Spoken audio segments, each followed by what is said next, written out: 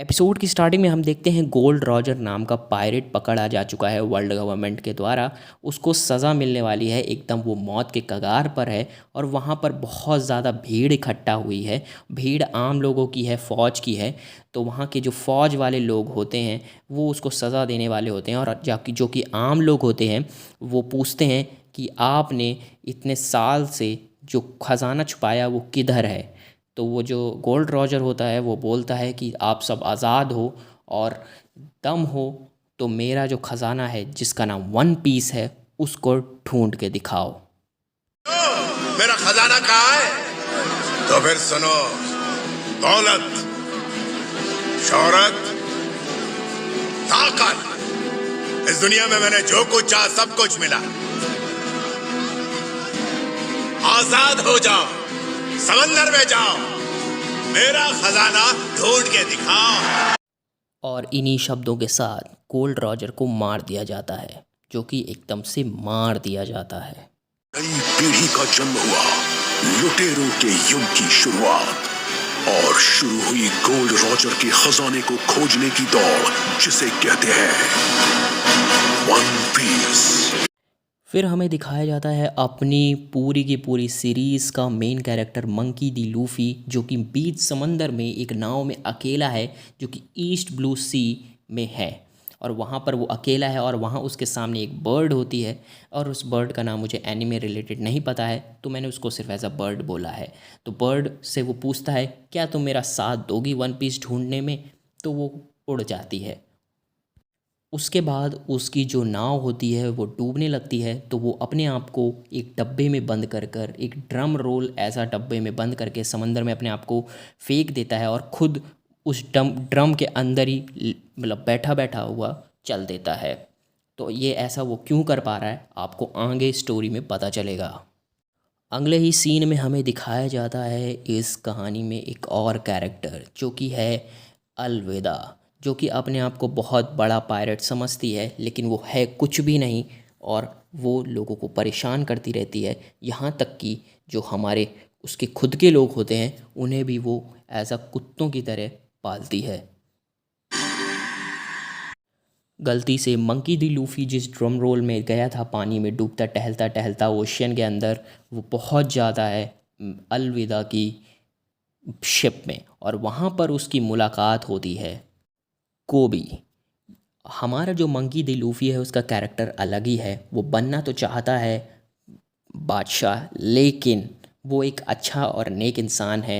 वो कोबी को सहारा देता है और कहता है डरने की कोई बात नहीं है। और वहीं पर दूसरी तरफ कोबी कहता है कि अलविदा बहुत ख़तरनाक है, तुम्हें यहाँ से चला जाना चाहिए, मैं तुम्हारा साथ वगैरह नहीं दे सकता।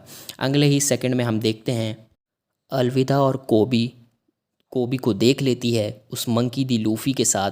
तो लूफ़ी भी थोड़ा सा हिचकिचाता है, लेकिन उसकी मौज मस्ती नहीं रुकती है। और वो कहता है कोबी अब तुम्हारे इशारे पर नहीं चलेगा। तो वो अलविदा और गुस्सा हो जाती है और वो लड़ाई छेड़ देती है। हालांकि जो हमारा मंकी दी लूफ़ी है आप सब जानते हैं वो काफ़ी ज़्यादा स्ट्रेचेबल है। तो वो पका अपने आप के हाथ वाथ खींच कर एक अपना स्लैम देता है, कस के मुक्का देता है अगर सही भाषा में बोलें तो, और अलविदा का काम तमाम कर देता है। अगले ही सीन में हमें ज़ोरो दिखाई देता है, जो कि इस कहानी का एक और मेन कैरेक्टर है और जो कि आगे चल के तो बिल्कुल ही मेन कैरेक्टर बन जाएगा। उसको मारने के लिए भेजा जाता है, ज़ोरो को मारने के लिए एक टॉप 7 का बंदा भेजा जाता है, बैरॉक वर्क्स। उसको मिस्टर 7 कहा जाता है, जो कि हम मारने आया है ज़ोरो को। लेकिन अगले ही कुछ सेकंड में हम देखते हैं कि हमारा जो ज़ोरो है वो 3 तलवार के साथ भी फाइटिंग कर सकता है। और उसने काम तमाम कर दिया और पूरी की पूरी बॉडी अलग कर दी मिस्टर 7 की।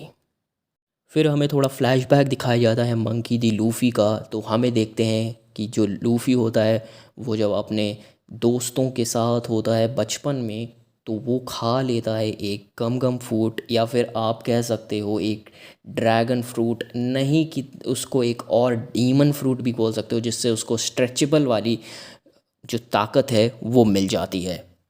अब फ्लैशबैक से वापस आकर कोबी पूछता है अब हम कहाँ जा रहे हैं, क्या करना है। तो हमारा जो कप्तान साहब है मंकी द लूफ़ी, वो कहते हैं यहाँ से कहीं तो जाना होगा ना। हम जा तो रहे हैं, हम जा रहे हैं ग्रैंड लाइन पर। वहाँ अगले ही कुछ सेकंड में हमें दिखाया जाता है इस कहानी का एक और मेन कैरेक्टर जिसका नाम है नामी, और वो काफ़ी ज़्यादा चालाक चोर होती है। वो पानी के अंदर अपनी बोट से आती है और लोगों को अगवा करती है कि उस सबको लगे कि वो मर चुकी है, तो उसको दो लोग परेशान करने या फिर एक तरीके से बचाने आते हैं। लेकिन उसके अंदर नामी अपनी बोट के अंदर एक सबको दिलासा देने के लिए एक बहुत भयंकर सा डब्बा रखती है, या फिर आप कह सकते हो ट्रेजर बॉक्स रखती है, जिसके अंदर सबको लगे कुछ है। लेकिन उस दूसरे ही पल जैसे ही लोग उस खजाने को चोरी करने की कोशिश करते हैं, नामी उनको झटका देकर उनकी जो शिप होती है वो चुरा लेती है। फिर हमारा कैरेक्टर मंकी दी लूफ़ी और कोबी पहुंच जाते हैं shells town 153rd marine branch में, जहां पर पेट पूजा करने के लिए लूफ़ी और कोबी पहुंच जाते हैं। और वो पहुंच जाते हैं एक तरीके के रेस्टोरेंट पर, बार में, जो भी आप बोल सकते हो, और वहां पर वो खाना ऑर्डर करते हैं। और आपको जानकर हैरानी बिल्कुल भी नहीं होगी, वहाँ पर हमारे तीनों मेन कैरेक्टर पहुँच चुके हैं। नामी, ज़ोरो और लूफ़ी तीनों एक ही जगह हैं, लेकिन अभी भी वो एक दूसरे को नहीं जानते हैं। फिर वहाँ पर एक छोटी बच्ची होती है जो कि ज़ोरो के लिए कुछ चॉकलेट सी बना कर लाती है उसको टेस्ट कराने के लिए, लेकिन गलती से वो किसी एक इंसान से भिड़ जाती है और वो सारे जो चॉकलेट्स होती हैं वो नीचे गिर जाती हैं। और वो लड़का उसको सॉरी बोलने के बजाय उससे बहुत ज़्यादा गाली गलौज और बहुत ज़्यादा ऊट पटांग बोलने लगता है। तो ज़ोरो कहता है कि उसको उठा के खाओ और माफ़ी मांगो, और वो लड़का नहीं मानता है। और वो लड़का और कोई नहीं, लूफ़ी। ये सब जो हो रहा है सामने लड़ाई, ज़ोरो और उस बंदे के सब कुछ देख रहा होता है। और वहाँ पर जो बातचीत होती है वो होती है,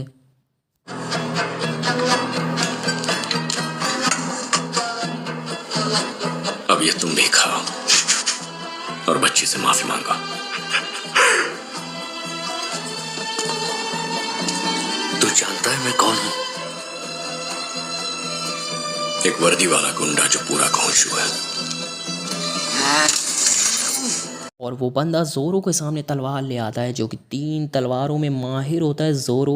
उसके सामने वो तलवार लेके आता है और ज़ोरो कहता है ऐसी गलती मत करना, नहीं तो तुमको मैं उड़ा दूंगा। और वही होता है, और उसी बहाने वो जीत जाता है उस बंदे से। जब फाइनल तलवार मारने जाता है ज़ोरो, तो वो कहता है कि तुम मेरे पापा से जो कुछ मांगोगे मैं दिला दूंगा, प्लीज़ मुझे मारो नहीं। तो वो पूछता है कौन है तुम्हारे पापा? हमारे पापा कैप्टन मॉर्गन इस नौसेना दल के अधिकारी हैं। फिर तो उनसे इनाम लेना है। इनाम के बदले वो कुछ भी नहीं करते हैं, बल्कि ज़ोरो को और बंदी बना लेते हैं धमकी देकर। लेकिन ज़ोरो जानबूझकर अपने आप को उनके हवाले कर देता है 7 दिन के लिए। लेकिन आगे क्या होता है वो जानते हैं। ज़ोरो को बांध दिया जाता है और ज़ोरो के सामने अब वही सेम बंदा आकर फिर से कहता है कि प्लीज़ माफ़ी मांगो मेरे से। अब वो बंधा हुआ ज़ोरो के सामने अपनी हुकूमत चला रहा है। तो क्या कहते हो कुत्ते, जैसा मैं कहूंगा वैसा करोगे? हाथ जोड़ो और माफी मांगो। ज़ोरो हमारा ठहरा हीरो आदमी, वो कुछ भी माफ़ी नहीं मांगता है। अगले ही कुछ सेकंड हम देखते हैं कि लूफ़ी जहाँ पर ज़ोरो बंधा हुआ है वहाँ के अंडरग्राउंड एक दरवाजे से, या फिर कह सकते हो जहाँ पर सारा कलेक्शन होता है सीवर वगैरह से, वहाँ से निकल कर उसकी सारी पट्टियाँ खोल देता है, सारी रस्सियाँ खोल देता है और ज़ोरो को आज़ाद कर देता है। यहाँ तक कि लूफ़ी ज़ोरो को अपनी टोली में शामिल करने के लिए भी मनाता है, क्योंकि वो वन पीस को अपने दिल से पूरी चाह से ढूंढना चाहता है।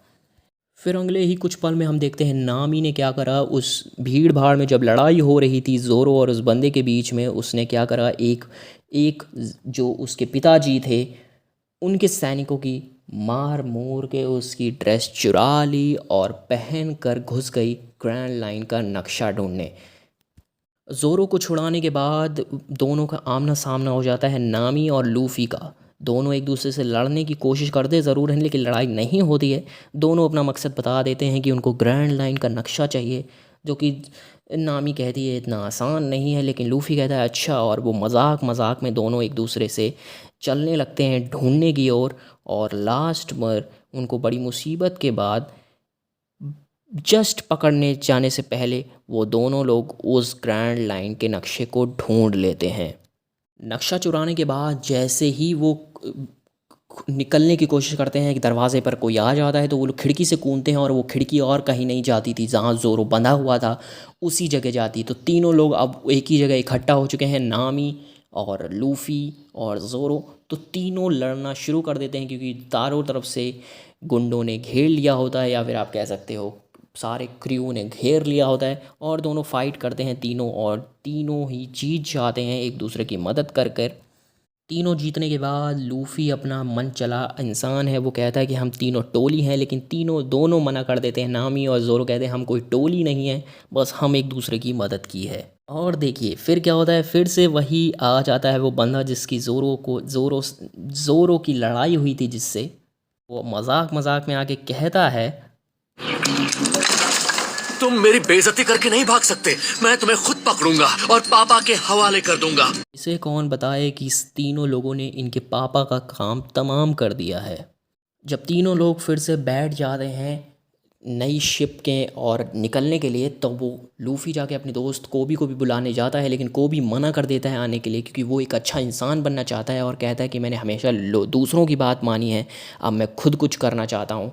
तो लूफ़ी कहता है अगली बार हम जब मिलेंगे तो शायद हम दुश्मन होंगे, लेकिन अभी के लिए हम दोस्त ही हैं। तो हाथ मिला के अलविदा कह देता है कोबी, लेकिन कोबी अंदर से बहुत ज़्यादा एहसानमंद होता है लूफ़ी का, लेकिन वो अंदर ही अंदर बहुत ज़्यादा टेंस होता है कि आगे क्या होने वाला है। अगले ही सेकंड में हम कुछ सीन देखते हैं, एकदम लास्ट के सीन, जहाँ पर एक इंसान को पता चल चुका है कि तीन लोग, यानी कि एक टोपी वाला इंसान, क्योंकि हमारा लूफ़ी तो मेन कैरेक्टर है, वो कैप पहनता है और उसने चुराया है पूरा का पूरा नक्शा। तो वो खबर पहुंच जाती है उस इंसान के बारे में, वो इंसान कौन है, उसको खबर किसने दी, अब आगे क्या होगा वो मिलेगा अगले एपिसोड में। तो चैनल को सब्सक्राइब कर लेना अगर इस पर अच्छा रिस्पांस आया। मैं जानता हूँ कि अभी थोड़ी मुश्किल है मुझे समझाने में, क्योंकि मैं बहुत गर्मी में और एक स्टूडेंट होकर ये सब समझा रहा हूँ, तो बहुत मुश्किल है, लेकिन आगे चल के मैं और अच्छा हो जाऊंगा। तो प्लीज़ सपोर्ट करें। अगर इस पर अच्छा रिस्पांस आया, 1K तक व्यूज़ चले गए, तो अगला पार्ट आएगा, यानी अगला एपिसोड आएगा। टोटल 8 एपिसोड्स हैं। तो मिलते हैं अगली वीडियो में। सब्सक्राइब कर दो, लाइक कर दो। टारगेट है मेरा 50 लाइक्स का, अगर उससे ज़्यादा कर देते हो तो अगला एपिसोड कल या परसों ही आ जाए।